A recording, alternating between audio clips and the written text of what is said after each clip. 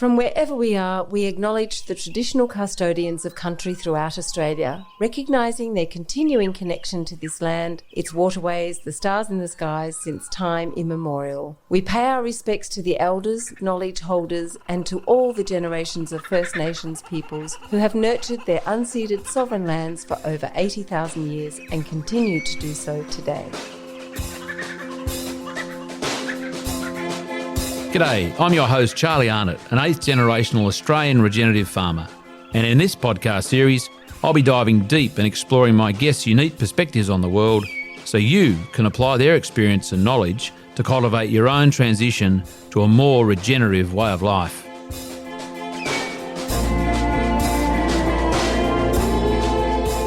Welcome to the Regenerative Journey with your host Charlie Arnott.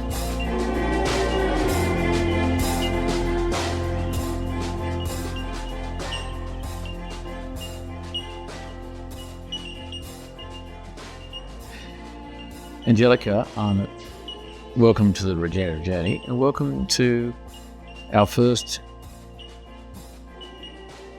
recorded video recording technique. It did take us about an hour to set up. Such tech heads. Yeah, we swapped computers. Let's hope this works all the way through, okay? Because I guess there's no stopping and starting, but here we are.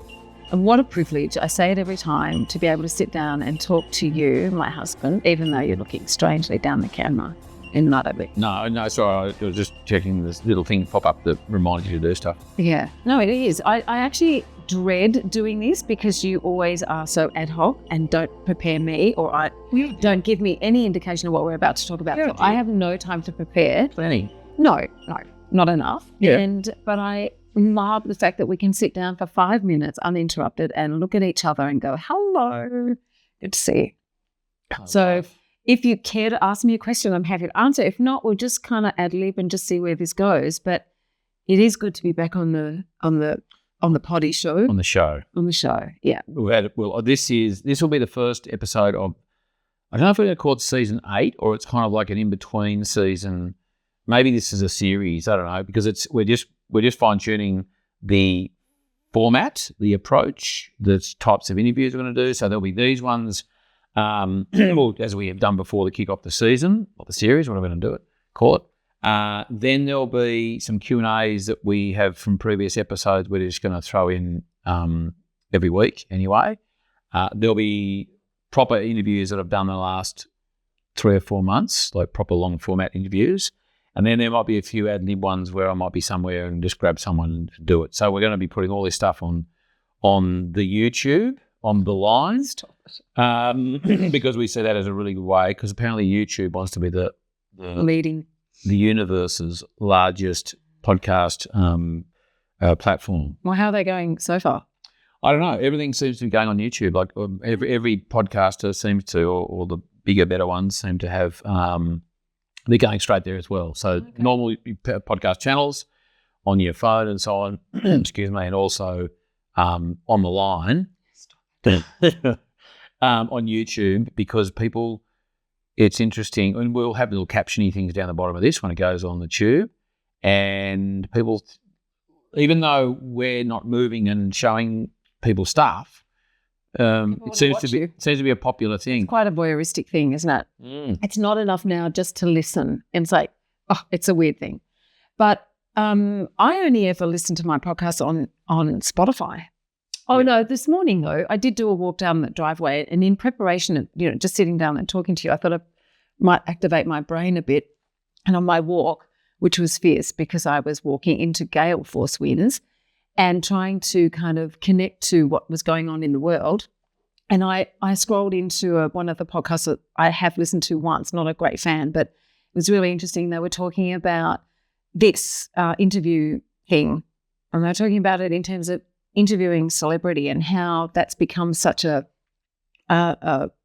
tenuous thing because, once it's committed to this, and it can be grabbed by other sources outside of this arrangement, and it becomes clickbait. The celebrities are becoming really dubious about this kind of format of interviewing. Right. And I kind of went, I sort of relate to that, because when you feel a little unprepared and then you're, just babbling on and getting very familiar, you can say stuff that is like out there forever. And I've had that happen to me not so long ago. It wasn't even me. No. And so, it's a dodgy one. Well, I think, I don't know about dodgy, but it's, I guess, and also it may or may not relate to this, is the audio, and with AI now, they can like pretty much recreate your voice and make you and pretty much script whatever they want to make you say and put that out there. So it doesn't even matter if you're being super cautious about what you're saying. It can be manipulated if it's in the wrong hands. So this recording is going to be very much manipulated. I'm going to run through an AI machine and just make me look a bit more handsome. Make you look handsome. Okay. Yeah. See how we go. So the format's going to change. We're going to do a subscription kind of system, and we're just getting our ducks lined up for how we're going to do that. What did you want? I think we're going away it's Monday. I think this might come out tomorrow or the next day. And I did a post on the socials on Friday night and Saturday morning, and I got an enormous amount of response, which I'm very grateful for, because I put the call out to ask everyone who they would like me to interview in the United States when we're there in July. Massive, an avalanche of responses, which was wonderful. So individual, I said, tag whoever you want me to interview. So hopefully those people know, might get the vibe that I'm, whether that's something they'd like to do, have me interview them. And also another thing I'm really grateful for is a lot of people reached out and said, hey, if you're over here, happy to host you for a couple of days, and regenerative farms and different situations over there, ranches and so on. So that's really cool. So we're yet to make some decisions about that. We're just sort of pulling all that together, look at the map. We are going to Gracelands because Lila is an absolute Elvis freak. In such a good way, though. Oh, it's beautiful. She has an obsession with Elvis, and we encourage that because she's fascinated by all things Elvis and that era of music and movie making and just the culture. It's just beautiful. She's so into it. We support that, and we're going to Graceland. She's from the 50s, I think. So that's cool. So Gracelands is definitely in the 3-week trip, and it's just a matter of like where people are from there. So if anyone, I'll put the call out again. If anyone who's listening to this and you're in the United States and you sort of know people anywhere near Memphis, I guess, would be good because that's where Gracelands is, right? Yeah, Tennessee. Sure is. That'd be handy. We can do that bit of a loop down there. Nicole Masters is in Montana. I think there's some people over there. She suggested. We've had some lovely feedback. So that's all cool. That's exciting. Yeah. So don't be shy. Don't fight the urge to get in touch. DM us on the socials or send an email to, who would we send it to? contact@charliearnott.com.au. Looking forward to hearing your suggestions. Okay. Well, it will be a work trip, not just a family holiday. Is that correct? Well, yeah. Well, I've got to get the balance. Okay. Sure. All right, so I've got to get the balance. So that's all. It's all considerate of who the guests are, where they are, what our plan is already. We'll be in LA for a couple of days. There's a few. It'll be very exciting if we get to stay on some ranches because I'd like to visit that'd be the funnest landscape there. All right. Yeah. That sounds exciting. Yeah. Let's lock it in. We are. So we're going to get organised with the map and have a look around and so on. So suggestions are welcome. Great. It's got to turn my phone off. What else did you want to? Let's just go straight to Act 3. Oh, really? I just said that as a random kind of thought. It doesn't have to be a discussion point, but I'm in my Act 3, I believe. Well, that's what Michelle said anyway. Michelle is Charlie's EA. A beautiful business brand development manager. And of course, we were discussing that, having spent time with my own mother, who is probably flailing a little bit because she's not sure what her role is at the moment. And it was a really nice conversation I had with her that sort of brought me to a point where I realised I'm in that part of my life where I'm owning my matriarchal duties, I guess, or sense of self. And that felt really liberating because rather than chasing that youthful kind of idea of who I am or was, I'm kind of stepping into this new feeling about my own power. And it's a really lovely kind of awareness that I'm kind of guiding the family with. And as I said to my mum, it's not even about being anything other than feeling like you own, your right to guide. And that's what I want to do with my children. So I'm feeling like I don't give them unsolicited advice because they're adult children. We've got a lot of adult children as well as our little ones. But it's just about using your knowing at the right time and waiting for them to come to you and feeling like you have the authority to guide them. And that's what being a matriarch feels like to me. And so I was sort of owning that for a few days, and of course that spawned that conversation. Oh, I think it was was it your mum or Michelle? You said Michelle referenced it in terms of it being our third act, but I just went, owning your matriarchal, right, whatever that is, your position in the world, feels like, you've done your duty. You've managed to get your kids out into the world. They're safe, as far as they're safe and sound. And now it's time for them to have their lives. And you just, with a watchful eye, just make sure, we're running the family in a way that feels like they can come back to us for counsel when they need it, rather than meddling in there every day. I don't know. That's somewhat, and also somewhat our responsibility to do that. So how is that different to your Act 2?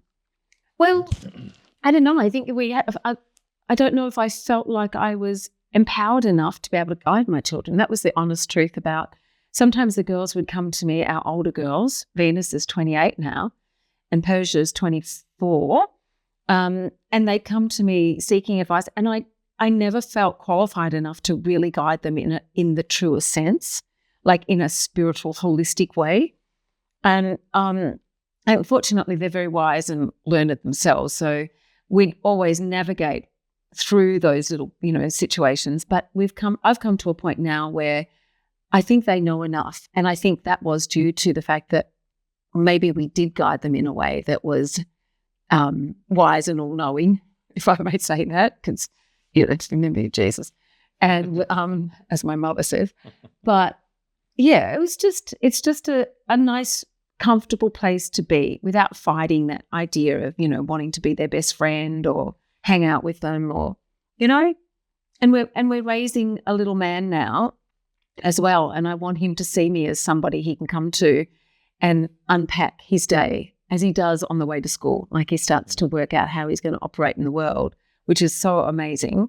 And he sort of has a dialogue with himself to kind of plan how his day is going to work. And psych himself up. Yeah, and in a way that's beautiful. It gives him time to kind of think about who he is and how he's going to be. There was a great thing that we discussed last night with the guys, Joe and Nick, who were staying. It came up the 9 minutes, the most important 9 minutes of the day, being the first 3 minutes when they get up, the first 3 minutes when they get back from school, or you get home and they're back from school, and then the last 3 minutes of the day before they totally. And it's phones down, and it's it's joy. It's got to be a joyful moment, and you've got to look them in the eye, and you've got to hold them tight, tell them how much they're worth to you and what they mean, and that's all it takes. It sets the pace for the rest of the day. And if they don't get it, they're going to be at you all day long. Yeah. And that little hit of whatever it is that they need. Well, it's a good investment, 9 minutes, not much. No, but that's not all you need to give them. That's just totally. Part of. Yeah, but in terms of bang for buck, or kind of like that's the bit that you just really try your hardest. I mean, I'm not saying everyone should do this, but us trying our hardest not to neglect them at those moments, those critical moments of. Absolutely. We're still fumbling our way through it all. So, even though we've got adult children that I was talking about guiding, they'll do their own stuff because that's their journey. But yeah, the little man, given what the world is doing right now, we've got to nurture him and let him feel like he's got all the building blocks he needs to be the man he needs to be. Well, he certainly gets loose rein enough that he's but he tugs on the rein a lot. But he does his own thing, and his language is flagrant often. Which he's spot that in. I was just going to say, in your Act 3, now that you brought it up, I was wondering whether is one of the definitions of Act 3 when one's patience is a little better. Is less or weeks are shorter? Do you think? Just asking. No, probably not. No, I'm not going to make it that easy on you, to be honest. No, it's a feisty situation. You married a Sicilian Italian and you're just going to pay for it now. Sorry. And you just got to watch what you do and how you navigate that space, because, no, I'm not professing to be gentler or kinder. I'm just going to be me forever this way. No, that's cool. As you will be, I'm sure. I'm not expecting you to change much either. Like busy, planning, mapping out your world, making lists, doing all that stuff, the stuff that I can't do comfortably. Then I'll allow you that and not judge it. And I'm hoping you do the same back. Look, this is Happy Marriages 101. Just let you be. My agenda here was to have some public marriage counselling. Well, it's great. It's great because that's who we are. I'm talking to you about who I am and you're talking to me about, who you are and what you want to be in the world. Let's do it. But I can't judge it, And we have to be super honest about it. Totally. Totes. Be discerning. Not judgy. Not judgy. Talking about planning, I had a bit of a discovery. Nick told me this morning about Google Keep. Yeah, no, you're in love with Google. Very exciting. I got up there first thing this morning. I made different boards and lists and things and shared it with the boys. That's very exciting. Good. I might do it. Makes absolute perfect sense. It's simple. It's not like a CRM kind of a setup, which we have as well, but this is in terms of capturing information. I used to send myself emails with lists and notes and they'd get lost and I put them in the calendar and then they just stay there and get lost. And so this is a very active live thing. Google Keep. If that makes you more efficient, that's going to be good for all of us. So I might just check into Google Keep as well. Cool. Just really? You heard it here first. Okay. I'm making lists. God will love me. So I'll collaborate with you on a couple of lists. All right. What else do you want to talk about? Let's move on from that. One of the most important is the shopping list. Yeah. I've been shopping for 40 years straight without a list, and then suddenly I need a list to remember to get the milk.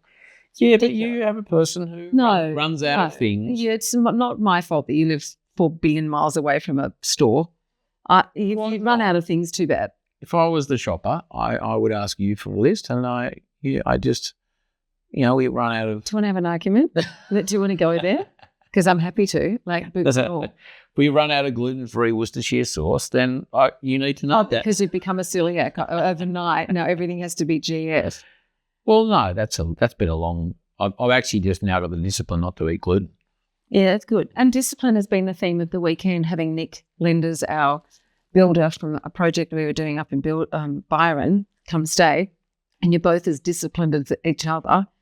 And the wives were a little bit left out of that conversation, but it is a big thing. It is the driver for success. We can see it. It's not like we don't appreciate it. No, I appreciate that you appreciate it. I'm really I'm not as disciplined as you, but, I have my own way. No, but you have your habits that are effective and useful, and that's who you are. Okay. Well, and they determine the quality of our life, as does the conversations one has with each other. Okay. All right. So, Little Planes, let's talk about that. I want to give it a plug. I'll give you a plug. Little Planes is our beautiful guest accommodation in the heart of, I guess it's just on the border of Borowa and Rugby. Is that correct? Yeah. Frogmore. It does come up as Frogmore. Unfortunately, it comes up as Frogmore on. Yeah, we can't do anything about that. But it should be Borowa. It's a beautiful 5-bedroom Federation home that we'd love you to come and stay at because it's just so beautiful and cozy. And in this time of year, it's a perfect getaway. Gathering spot families or girlfriends that need to kind of get a break from the family dynamic. Anyone en route to Sydney or from Sydney to Melbourne and vice versa.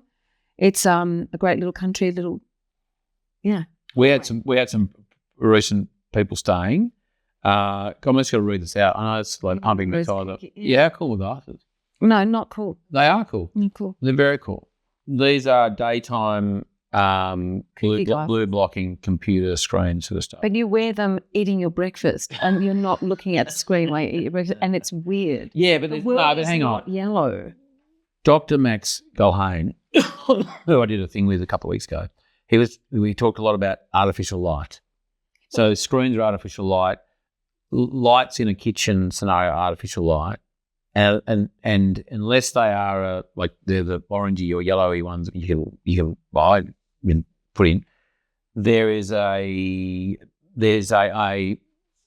I might say marginal, but there's certainly an impact on circadian rhythm and that kind of a light source. Especially having said that, you do live in the country, and if I look outside our view here, you spend more time out there looking at the horizon in natural light than you do indoors, which when this house was renovated, one of the things I neglected to do was light it properly. And in fact, every room is way too dark.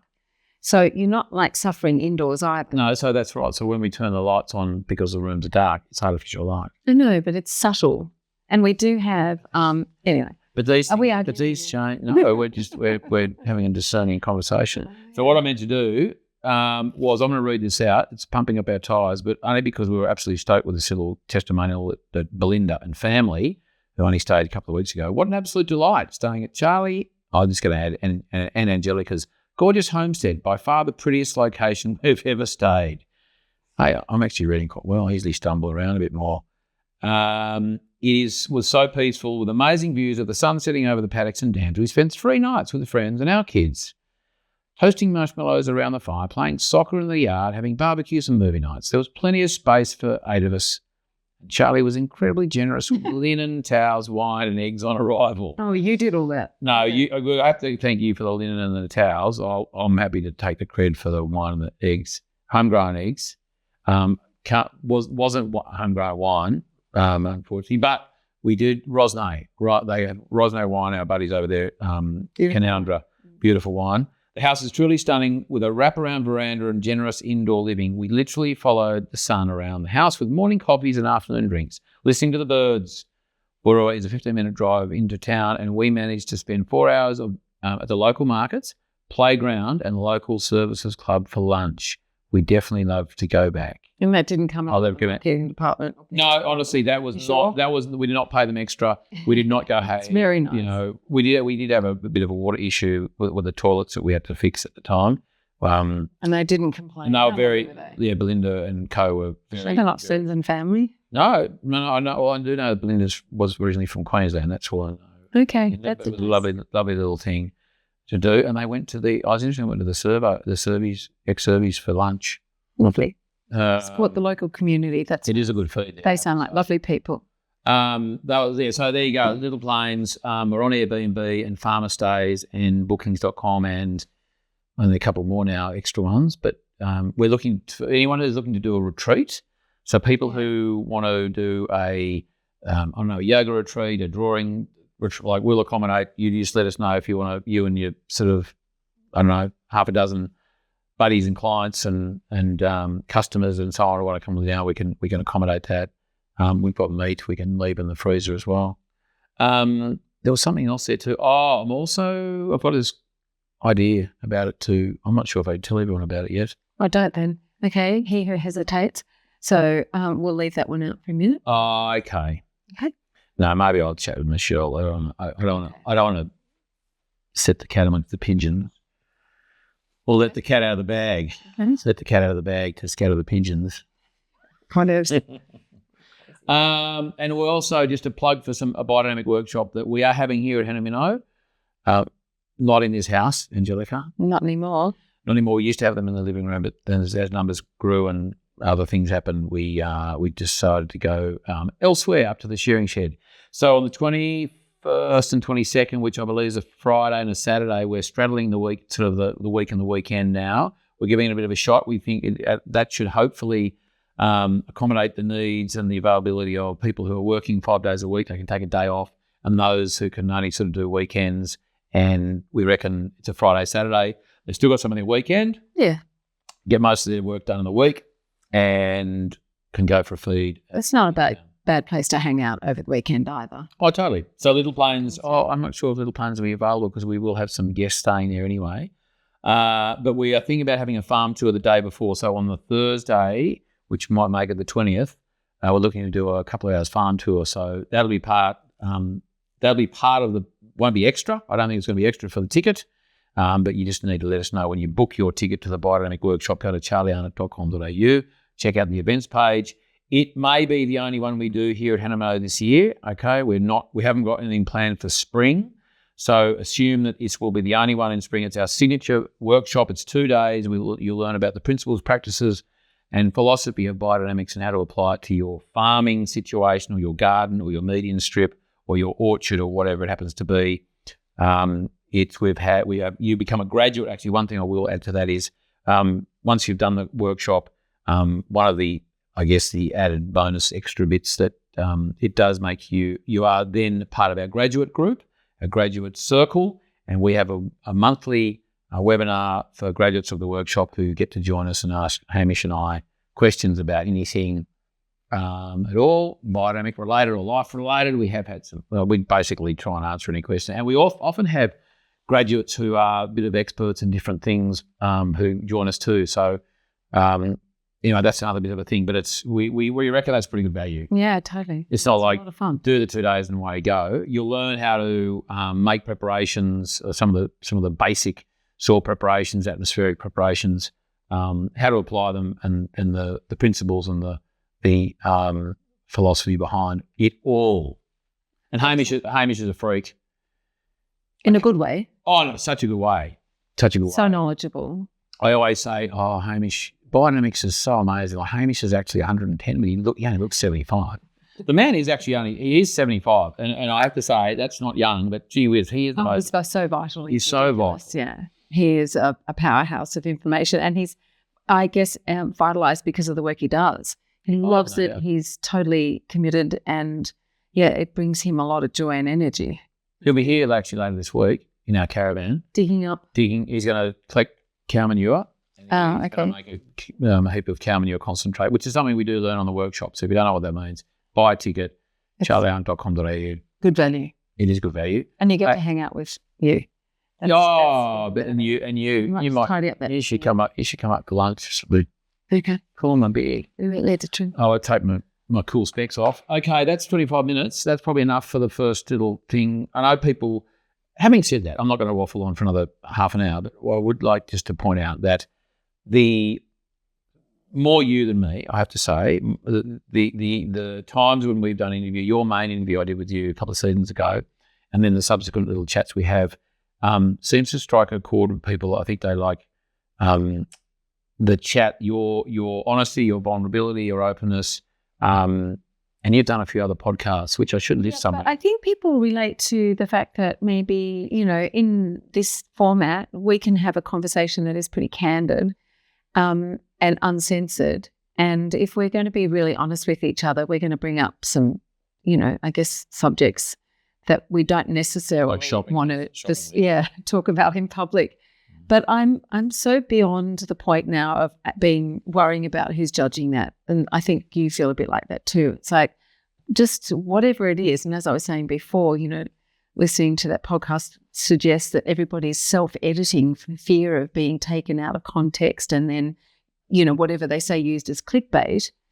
I think in this setting, I'm safe. I'm talking to you, and I think we're trying to understand each other fully any way we communicate. We don't always get it right, and we're fumbling through, as I said before. But whatever we put out into the world is authentic and real. And if anyone relates to that, I guess that's why, because it's warts and all, which is who we are. Not the perfect couple, certainly got a lot to learn, but looking down the barrel of our life, I want to do that as authentically with you as possible. And so, hopefully that'll keep our marriage intact for a long time. Hopefully. And I do have a plan B just in case that doesn't work. Oh, yeah. Tell us about your plan B. Yeah, no, I'm not telling you about my plan B. It's my plan B. But it's not about the who is the plan B. It's the what and how. So, and that's my secret to not tell. Yeah, well, I've got a plan B, C, D, E, F, G, H. Yeah, good on you. Okay. Well, you better shave that beard. Yeah, but you're right. Fuck it. This is a great forum. I think, I'm having had some really enjoyed the previous seasons, every single one of them. And I might have mentioned this at other times, but maybe not in this forum. We did some work. We did some work recently and found out that we are in the top 5% of podcasts in the world based on downloads in the first week, which seems to be a bit of a I hope that's accurate. but yeah, Because you, Joe Rogan. No, well, Joe, he's like 0.00. Yeah, I know. 1%. He's the only other person to listen to other than you. So Kirsten Diprose was a lady from Rural Podcasting Co. We had a bit of a chat with her a couple of months ago now. She popped up on the gram, and she's doing a PhD in podcasting, and which is interesting in itself. She's an ABC journo by trade, and she still does Pivotal Radio. And was it? She gave you that stat. Yeah, she gave us that stat, and that I think it was originally unsolicited. Or maybe I said, look, what's the measure of success? Because I have no idea. Look, we know how many downloads we get. We know kind of the dynamics of a season and downloads and everything, but we didn't have a measure of that. And so that was lovely to hear, and we will be using that in our in our approaches to different people, just to sort of say, hey, we're going okay. Yeah, we are. But I think you should just quit farming and just become a podcast guru, the regenerative guru. No. That's in more farming. Yeah. Well, no, we've got a plan for this season that we'll see more of me. Okay. But there was something else in there, and it was, I cannot remember now. Yes. And we've been nominated for, in the last four years of Australian Podcast Awards, we were nominated in 2 of those 4 years. In your category? In a category, yeah. I think one of those years we were actually nominated in 2 categories. Yeah. So that was pretty cool, and again, it's like, okay, that feels okay. Okay, good. Then continue on. Do the great work. Yeah. So again, we're going to mix it up, different formats, different sort of dynamics through the season. We are looking for definitely, and I'll mention this in other podcast chats I have.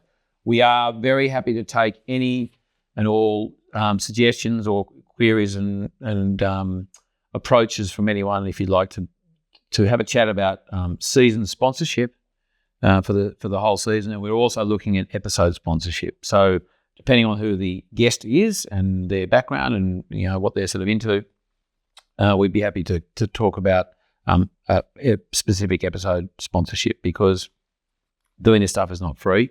And that's not even including the time. But we also appreciate that, given that we've got we're reasonably well known and downloaded platform, we see value for people who want to bang on about their stuff. Good work. Okay, I'm proud of you. We bang on enough about our stuff. Yeah, good.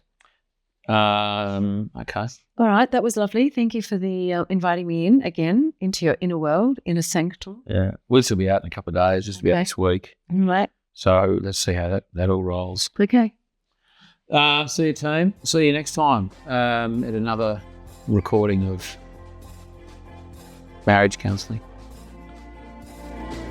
This podcast is produced by Rhys Jones at Jaeger Media. If you enjoyed this episode, please feel free to subscribe, share, rate and review. For more episode information, please head over to www.charliearnott.com.au.